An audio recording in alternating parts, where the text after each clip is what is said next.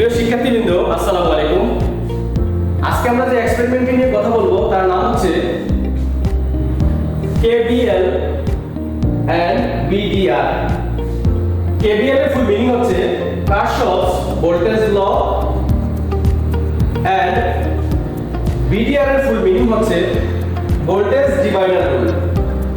তাহলে আজকে আমরা এই এক্সপেরিমেন্টের মাধ্যমে দুইটা বিষয় জানতে পারবো, প্র্যাকটিক্যাল এবং থিওরিটিক্যাল।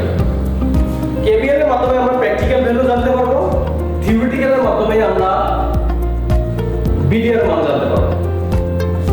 তাহলে আমাদের আজকের যে এক্সপেরিমেন্টটি এটি মূলত computer science engineering, electrical and electronics engineering, information and communication engineering, even আমাদের টেক্সটাইল ইঞ্জিনিয়ারিং এর কোর্সেও আমাদের এই সার্কিটটি প্রয়োজন হয়, যেটা হচ্ছে বেসিক ইলেকট্রিক্যাল কোর্স।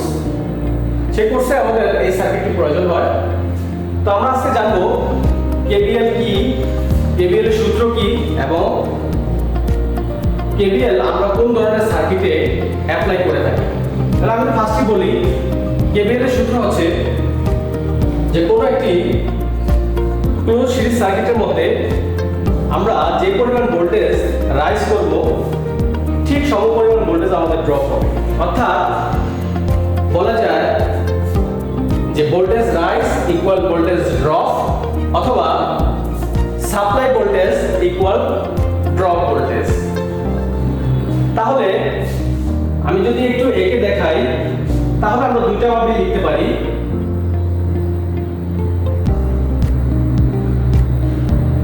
কি লিখতে পারি? Voltage rise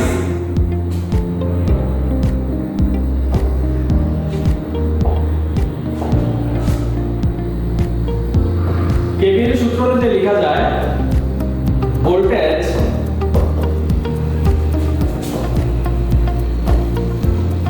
rise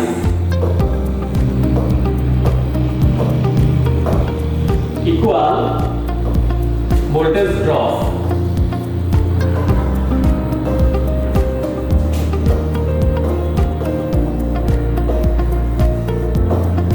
voltage drop, voltage drop, অথবা supply voltage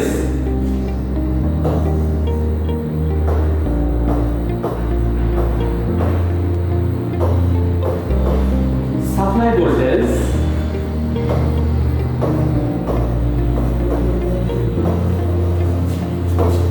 equal drop voltage।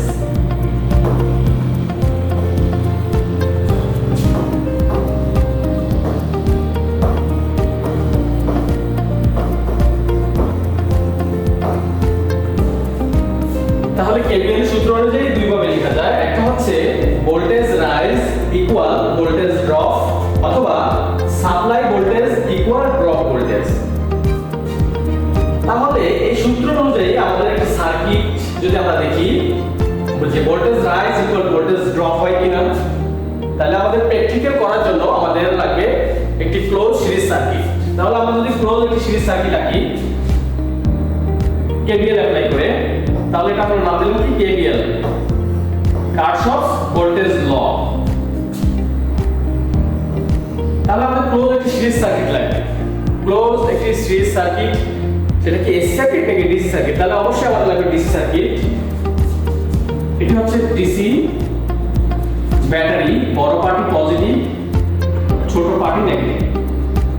তাহলে আমাদের যদি আমরা ড্রপ করতে চাই, তাহলে ড্রপটা আমরা করে থাকি মূলত রেজিস্ট্যান্সের মধ্যে। তাহলে আমাদের লাগবে রেজিস্ট্যান্স।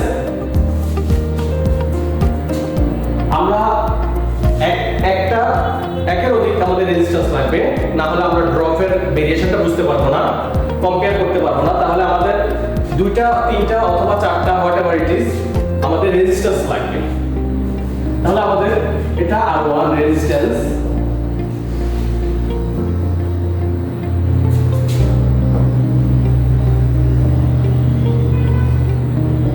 আরো একটি রেজিস্ট্যান্স, ক্লোজ একটি সিরিজ সার্কিট।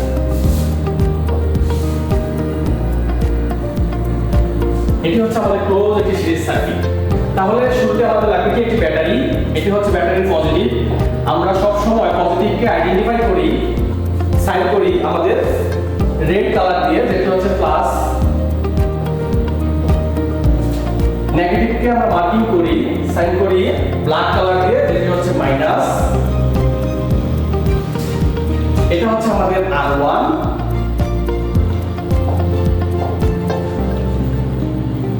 এটা হচ্ছে R1,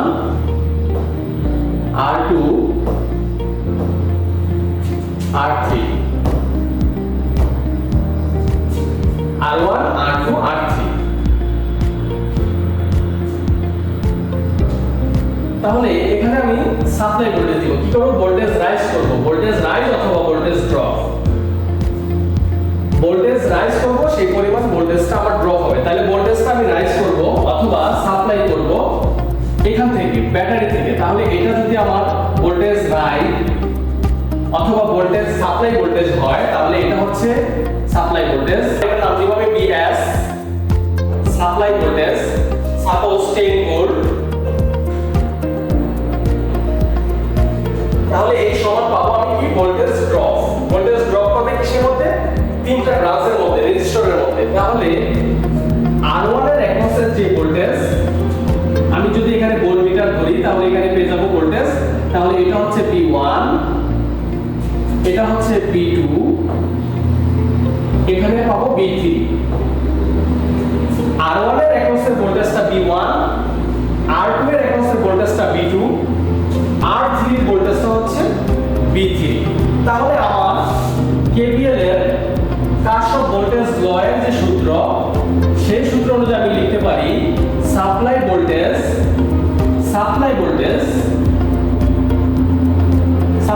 কত? 10। তাহলে আমি এখানে লিখতে পারি কি? VS, supply voltage equal drop voltage. তাহলে এটা কি? V1 plus V2 plus V3। তাহলে বিএস কত আমাদের? 10। তাহলে আমি লিখতে পারি 10 equal V1 plus V2 plus V3। এটা আমার রেজিস্ট্যান্সের মান অনুযায়ী ড্রপ করবে। রেজিস্ট্যান্স যত বড় হবে তার ভোল্টেজ ড্রপটা তত বেশি হবে, রেজিস্ট্যান্স ছোট হলে ভোল্টেজ কম হবে। তাহলে এখানে আমি এর 10 এর সমান লিখব V1 plus V2 plus V3। যদি এখানে আমার আরো একটা রেজিস্ট্যান্স থাকতো তাহলে হতো V4, আরো একটা রেজিস্ট্যান্স থাকলে V5, এভাবে করে হতো। তাহলে আমার যে পরিমাণ ভোল্টেজ আমি রাইজ করব, তার মানে এই 10, V1, V2, V3 এই তিনটা রেজিস্ট্যান্সের মধ্যে ভাগ হয়ে যাবে। তাহলে যদি আমার এই ড্রপগুলো V1, V2, V3 যদি ড্রপগুলো যদি এই 10 এর সমান হয়, তাহলে আমার KVL প্রুভ হবে। এটা হলো আমাদের প্র্যাকটিক্যাল ভ্যালু। প্র্যাকটিক্যাল KVL এটা হচ্ছে প্র্যাকটিক্যাল। তাহলে এটা আমরা লিখতে পারি প্র্যাকটিক্যাল।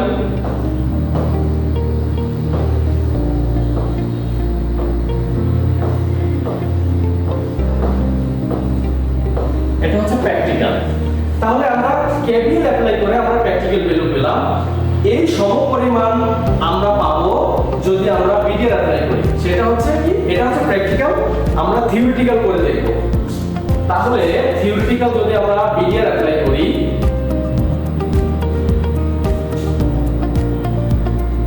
KVL এবং VDR দুটো একসাথে করার উদ্দেশ্য হচ্ছে একটা প্র্যাকটিক্যাল ভ্যালু, একটা হচ্ছে থিওরিটিক্যাল ভ্যালু। আমাদের প্র্যাকটিক্যাল ভ্যালু যে পরিমাণ হবে, আমাদের থিওরিটিক্যালও সেই একই পরিমাণ হবে। তাহলে আমাদের VDR ও অ্যাপ্লাই হবে এবং VDR প্রুভ হবে।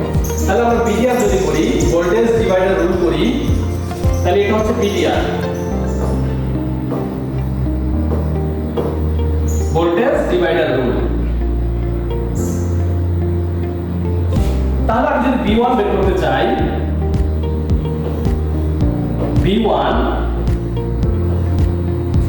ডিভাইডেড বাই, এখানে হবে R1, এখানে হবে RT টোটাল রেজিস্ট্যান্স, একটু হবে BS সাপ্লাই ভোল্টেজ, যেটা আমরা এই 10 দিয়ে প্র্যাকটিক্যাল করেছিলাম। সেই 10 যা নিব বিএস এর মান আমি জানিব, সাপ্লাই ভোল্টেজের মান জানিব, সেটাই হবে এটার সাথে গুণ। তার মানে আমাদের শুরুতে জানতে হবে R1 এর মান কত, R2 এর মান কত, R3 এর মান কত, RT টোটাল রেজিস্ট্যান্সের মান কত। তিনটা রেজিস্ট্যান্সকে যোগ দিলেই ওটা পাওয়া যাবে RT এর মান।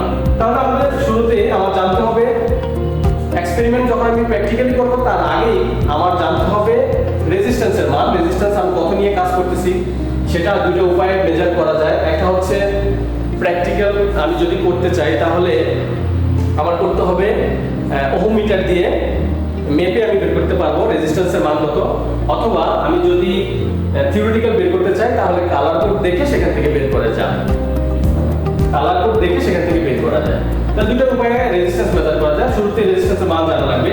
তাহলে আমরা যদি V1 বের করতে চাই, V1 ডিভাইডেড বাই R1, এখানে যে প্র্যাকটিক্যাল R1 আমরা ব্যবহার করছি, R1 সেই R1 এর মান, RT তিনটা রেজিস্ট্যান্সের যোগফল RT ইনটু হবে BS, এই BS সাপ্লাই ভোল্টেজ। তার মানে আমি V1 বের করতে চাইলে R1,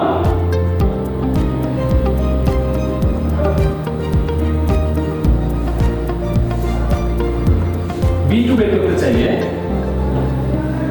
V2 ডিভাইডেড বাই, এখানে উপরে হবে R2,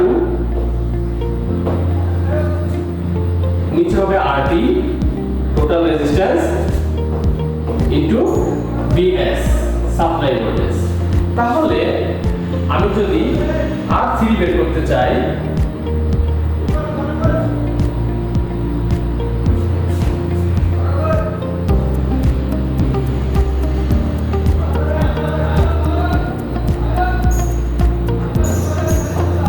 আমি যদি B3 বের করতে চাই তাহলে এখানে হবে কি R3 divided by RT total resistance into হচ্ছে BS। তাহলে আমি যে মানগুলো পেয়ে যাব এটা হচ্ছে VDR অ্যাপ্লাই করে থিওরিটিক্যাল ভ্যালু।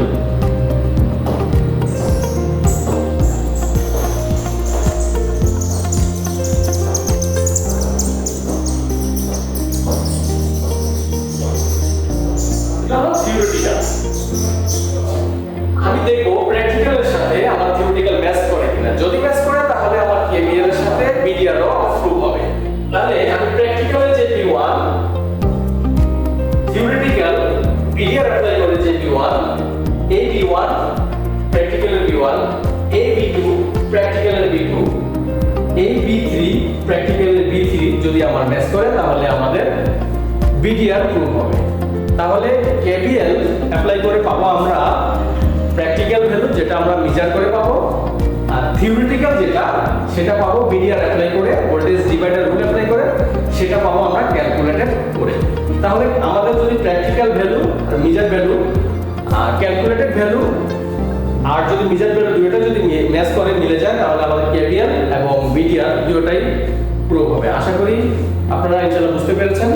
তারপরেও যদি কারো কোনো কনফিউশন থাকে, বুঝতে অসুবিধা হয়, তাহলে অবশ্যই আমাকে কমেন্টের মাধ্যমে জানাবেন। আমি ইনশাআল্লাহ সমাধান করে দেওয়ার জন্য চেষ্টা করব। ধন্যবাদ সবাইকে। আসসালামু আলাইকুম।